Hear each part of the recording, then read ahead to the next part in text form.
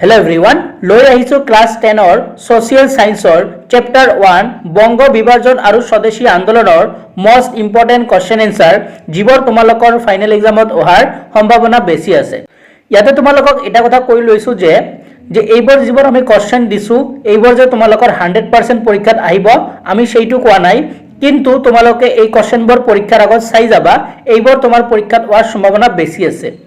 কোনে তোমালোকক কব নোৱাৰে যে এইবোৰ তোমালোকৰ 100% পৰীক্ষাত আহিব বুলি, কিন্তু আমি এইবোৰ তোমালোকৰ মোস্ট ইম্পৰ্টেন্ট কোৱেশ্চন আনসাৰ এই চ্যাপ্টাৰটোৰ পৰা এনালাইসিস কৰিছো যিবোৰ তোমাৰ ফাইনেল এক্সামত হোৱাৰ সম্ভাৱনা বেছি আছে।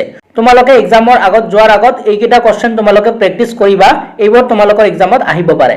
তেনেহলে সোৱা আজি ভিডিওটো আমি স্টাৰ্ট কৰিছো। তো এক নম্বৰটো কি দিয়া আছে সোৱা।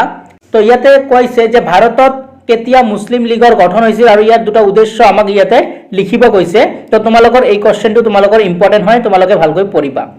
ইয়াৰ মই উত্তৰবোৰ দিয়া নাই কাৰণ তোমালোকৰ লগত হয়তো উত্তৰ আছে, মই যদি এটা উত্তৰ দিওঁ সেইটো উত্তৰ লগত তোমালোকৰ উত্তৰটো নিমিলিব পাৰে, সেইকাৰণে মই উত্তৰটো দিয়া নাই।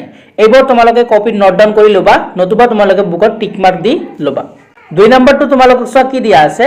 স্বদেশী আন্দোলনৰ পৰিপ্ৰেক্ষিতত জাতীয় বিশ্ববিদ্যালয়ৰ আৰ্হিত प्रतिष्ठित 3খন বিদ্যালয়ৰ নাম লিখিব গৈছে। তো এইটো কোৱেশ্চন তোমালোকৰ বহুত ইম্পৰ্টেন্ট হয়, তোমালোকে এইটো ভালকৈ পঢ়িবা।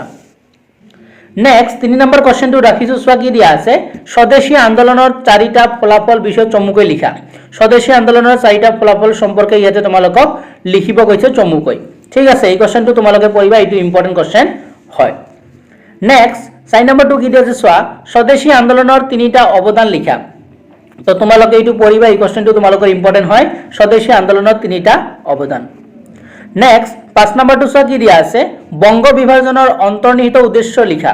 তো বংগ বিভাজনৰ ভিতৰৰ যেটা উদ্দেশ্য আছিল অন্তৰ্নিহিত, সেই উদ্দেশ্যটো তোমাক ইয়াতে লিখিব কৈছে, এইটো তোমালোকৰ ইম্পৰ্টেন্ট কোৱেশ্চন হয়।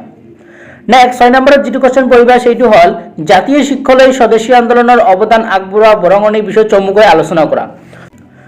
তো তোমালোকে 6 নম্বৰটো পঢ়িবা যে জাতীয় শিক্ষালৈ স্বদেশী আন্দোলনৰ অৱদান আগবঢ়োৱা বৰঙণিৰ বিষয়ে, এইটো তোমালোকৰ ইম্পৰ্টেন্ট হয়, এইবাৰ আহিব পাৰে।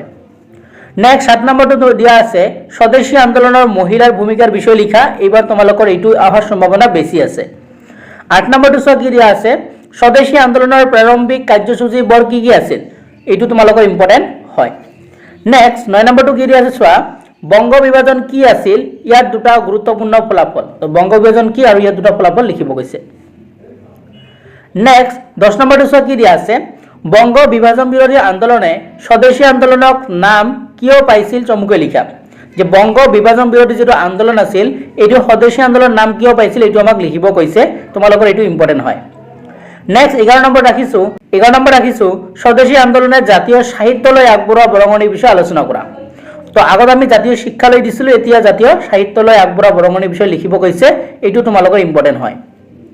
12 নম্বৰ দিয়া আছে স্বদেশী আন্দোলনৰ এটা নেতিবাচক ফলাফলৰ বিষয়ে চমুকৈ লিখা। তো স্বদেশী আন্দোলনৰ এটা নেতিবাচক ফলাফল আহিব পাৰে। তো এই চ্যাপ্টাৰটোৰ পৰা তোমালোকৰ এই 12টা কোৱেশ্চন আজি আমি এই ভিডিঅ'ত দেখুৱাই দিলো। এইবোৰ তোমালোকৰ মোস্ট ইম্পৰ্টেন্ট কোৱেশ্চন হয়, যিবোৰ তোমালোকৰ এইবাৰ মেট্ৰিক পৰীক্ষাত হোৱাৰ সম্ভাৱনা বেছি আছে। তোমালোকে পৰীক্ষাৰ আগত এইবোৰ কোৱেশ্চন এবাৰ হলেও চাই যাবা, ইয়াৰ পৰা তোমালোকৰ ফাইনেল এক্সামত কোৱেশ্চন আহিব পাৰে। আৰু আমি ইয়াৰ সেকেন্ড চ্যাপ্টাৰটো যেটো আছে এইটোৰ ভিডিও অতি সোনকালে লৈ আহিম। সো যদি ভিডিওটো ভাল পালা তেনেহলে ভিডিওটো এটা লাইক কৰি দিবা আৰু তোমালোকে আমাৰ চেনেলটো সাবস্ক্ৰাইব কৰি ৰাখিবা। আৰু ক্লাস 10ৰ কাৰণে আমি বহুতো ভিডিও আপলোড কৰিলো, যদি কোনোবাই চোৱা নাই তোমালোকে চাই লবা।